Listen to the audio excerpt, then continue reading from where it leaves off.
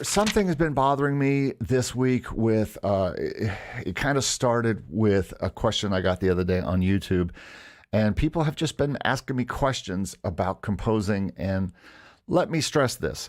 These are not dumb questions. These are not wrong questions. There are no dumb questions when you're trying to learn and trying to figure things out about composing. The advice that's being given to these people, though, sometimes feels dumb to me. Sometimes feels wrong-headed, if you will, a little bit. I just don't like the advice being given to young composers, especially young composers in the licensing space. You know, we tend to really focus on the licensing space, maybe a little too much. There's a lot of other worlds, folks, besides licensing. There's a lot of you are starting to really stretch out and put stuff on Spotify and get stuff out there.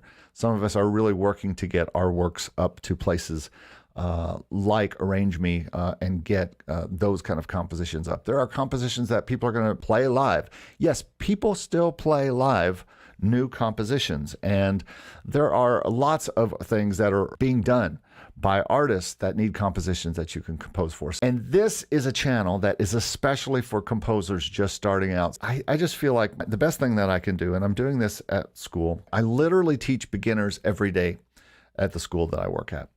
And these people sometimes have never played a note in their life, and they've never seen a DAW in their life. The other thing I really want this channel to be about is composing for DAW composers, people who are composing on digital audio workstations and trying to figure out how to do that to the best of their ability. I'm talking about my students. I give my students cheat codes in order to do things, loops and instruments and things like that, that they can use, and I think that helps them. But at the same time, I am trying to teach them to write actual notes, write actual music, rather than just use loops all the time. One of my biggest bugaboos right now, one of the things that I hate to hear is a student who walks in and says, "Yeah, I just made a new song yesterday." I'm like, "You did?" I said, "Yeah, I just downloaded a beat and then I rapped over it." And I'm thinking, you didn't create a song. That's not creating a song. It's kind of like when someone sends me lyrics. It's on the other side of it. They send me lyrics and they say, "I just wrote this song." And they send me lyrics. I say, "Do you have a melody?" And they say, "No, it's just a new song I wrote." And I am like, okay, this is not really, not really a song. This is a poem. The people that I want to teach, the people who I hope are watching this channel, will actually work hard to play notes, to play melodies, to learn chords that work in the keys that they are in, to put chords together. Composers gonna compose, or I hope they will.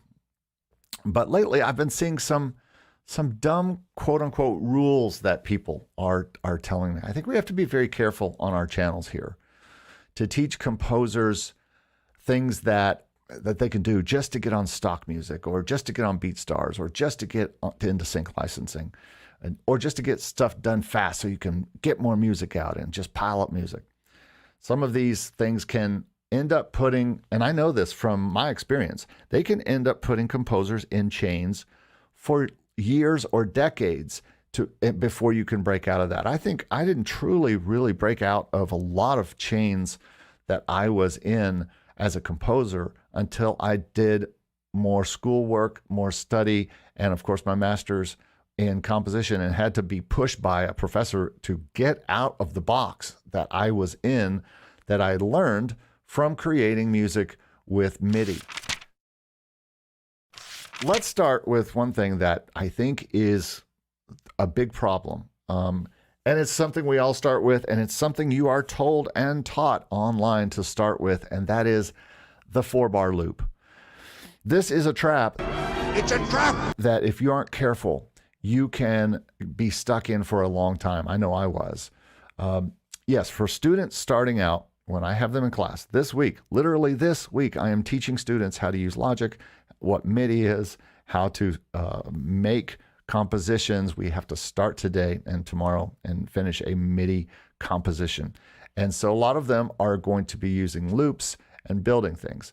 So they start with a beat for 4 measures or for 8 measures, and then add a bass line. So that's what I'm trying to get these people to do, and then make an A section that's 4 or 8 bars, and then make a B section that's 4 or 8 bars. Okay, So this in itself is not bad. And if you're being taught this, this is not a bad thing, a bad place to start, especially if you are brand new as a composer.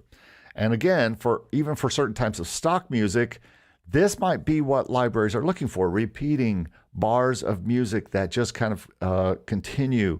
Lo-fi is like this. It's a repeated kind of groove that sometimes drops down and builds up and things like that. And that's not a bad thing. And after you put an A section together, you put a B section, and maybe you put some other instruments in it and all that kind of thing. But I think what you've got to do is you've got to start at some point to break out of the 4-bar loop and get into a place where you are using that 4-bar loop as a starting point, maybe the beat and some chords, and then you are adding, and you are then going back and playing through that loop and adding more stuff. This is one of the hardest things to teach students as well. Yes, you've made a 4-bar loop. Yes, it sounds fine.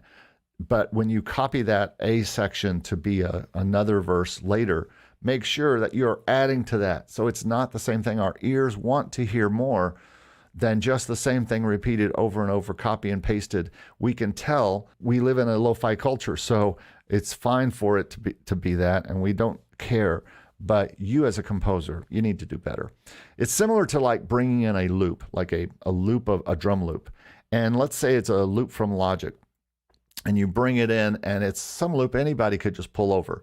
You chop that up, you figure out ways to hide that loop with other beats that you make and other things, and it's not the same loop anymore.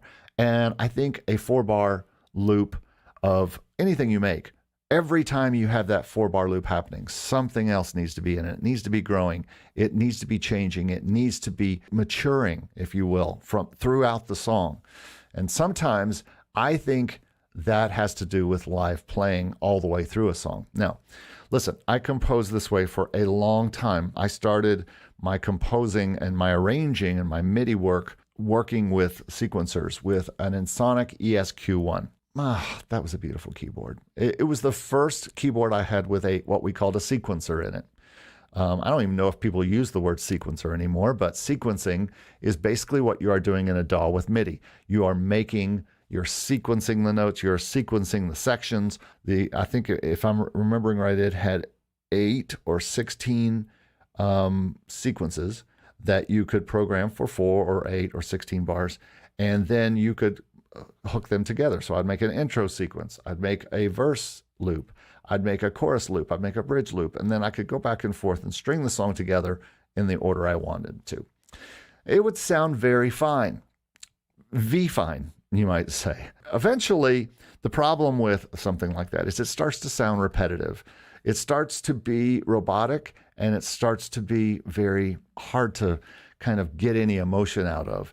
And so even if my intro went into the verse, my verse to the chorus, my chorus back to the verse, all that kind of stuff would be fine. But the problem is I really needed to change the second verse and add something to it or change it the way I did it. And a lot of us are using that 4-bar loop and another 4-bar loop and another 8-bar loop and another 4-bar loop, and then we're just copy and pasting because the gurus have told us this is the way you quickly put together music in MIDI, especially for stock music or for sync licensing or whatever. I think eventually the 4-bar loop ends up being a track. It's a trap that one day you're going to have to move away from if you want to be considered a serious composer. I think 4 or 8 bars in general are just constructs that we're going to have to rethink. My composition teacher kind of challenged my notions on this whole thing about 4 bars, 8 bars. Yes, for pop music, for commercial music that we want to get out there for use, a lot of times 4 or 8 bars is something that we are going to need to use. But we're going to have to be very careful with that. And so I was pushed out of that box by my composition teacher, and I think that was a big, big growth in my work. I don't know where this came from. But I got some kind of message the other day. I think it was a YouTube comment, and the guy says, so I have been told by blank blank guru that I need to go ahead and make my ending so that I'll know how to end the song, and I can work towards that ending. I was like, I had never heard that before. Maybe this is a common piece of advice that people are telling composers. Yes, go ahead and make the ending before. I guess I hope you've started the song before you started the ending. But this is more of this cookie cutter approach that is really kind of getting on my nerves. And I told this guy, you don't need to make an ending before it ends. Some guru told him to go ahead and make an ending so you'll know where the song is going and have the ending already when you get there. No, I'm not paused, but I just felt a Dave Croft pause was warranted for that. Here's what I say. Why don't we make a song and see where it goes and then see where it ends? An ending should appear to you. Now, I will say this. What I do with endings is say, okay, I'm at about 2:30 and there's a way to end right here. It's at the end of a B section, or it's at the end of a build or whatever. This is a logical ending spot. To me, that's how you choose the ending. I don't think the ending chooses you. And so I think this is not a great piece of advice. Let's now move to templates. Now, I know this is a touchy subject because everybody likes to work with templates. I don't think templates are dumb. Basically, if you don't know what a template is, this is where you set up your DAW to have certain instruments up when you get there. So you'll be ready to start composing right away. I've even heard one, and I can't remember who said it, and even if I could, I wouldn't say who it is, but said, hey, if you got a song you like and you did, just save that as a template and take all the music out and do another one with that same template. And I'm sorry, folks, I can't abide this. I cannot abide that idea that I would take that song and then take all the sounds out of it and just make another song with all the same sounds and all the same loops, or I guess, or slow it down. And I mean, if you're not able to compose something new without going back to an old song and using what you used before, all the sounds, then maybe composing is not what you're after. Maybe arranging or just cranking out tunes is what you're after. Maybe you should just consider widget making from a music. I actually used to use a template with a piano patch, a loops patch, a drums patch, and a bass instrument, because that's usually what I was creating popular music. And so I would need a piano patch to play the arrangement and play the song. I would need a loop to play along with, because I like playing with a loop better than a metronome. I would need a drums patch to go in and play the drums over that once I had the piano done. And then I would need a bass to go to play the bass part after the drums. I usually always need that.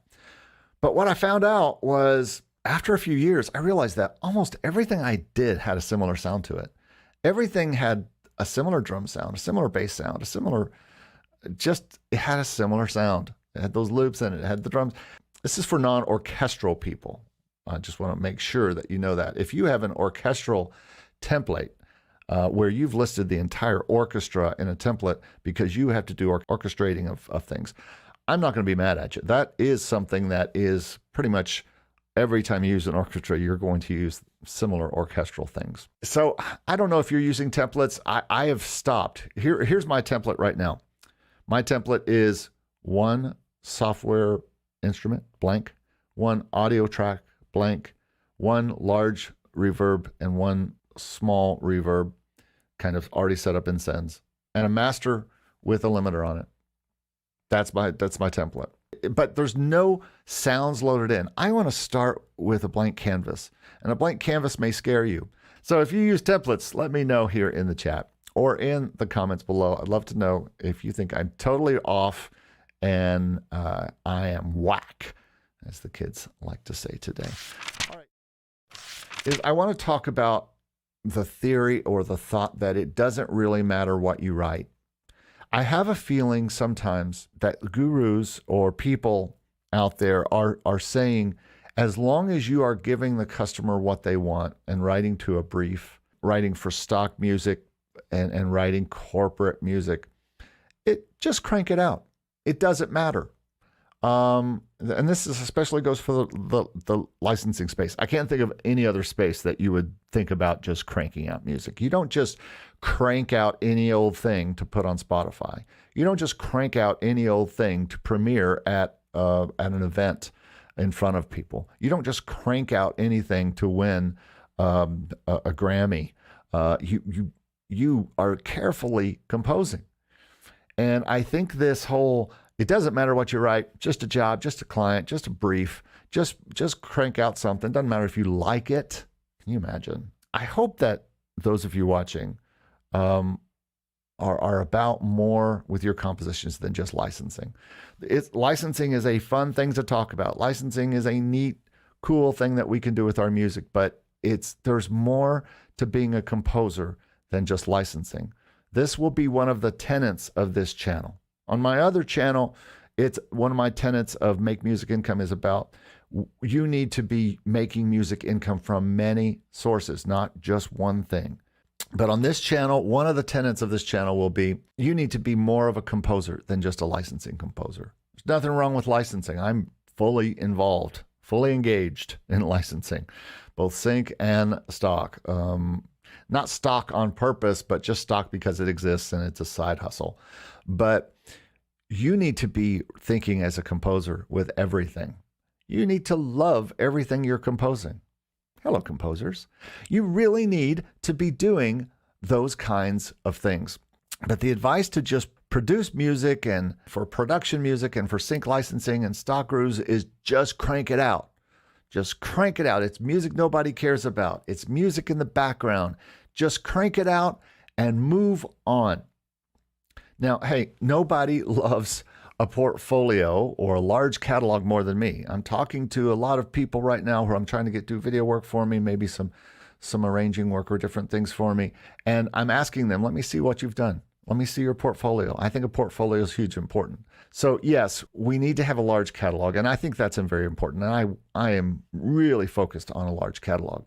And getting songs out to libraries is very important. But is it okay for me to say, man, it's just a song for stock or sync or a library or this client, so I don't have to really put my heart and soul into it? And I think if you're doing that, I think this can be another real trap for you, my friends. It's a trap. I think you have to be very careful with this one. I think you can get into this place where you are just, and believe me, I have been there, where you are just creating for work and it's all work and it's nothing that stirs your heart. And if your music isn't stirring your heart in some way and you don't get into your own music, and I'm not talking about just being a fan of like, I'm so good and that kind of thing. I'm talking about if you are not writing music that moves you and also does well out there, I think then you're not going to have a very fulfilling life as a composer. Let me know what you think of this. Let me know where you are. You need to know where I am in life. I'm in a place where I am focused on the legacy of what I want to do, and I'm doing the things that I love to do. So that's me, and I'm going to be a little different.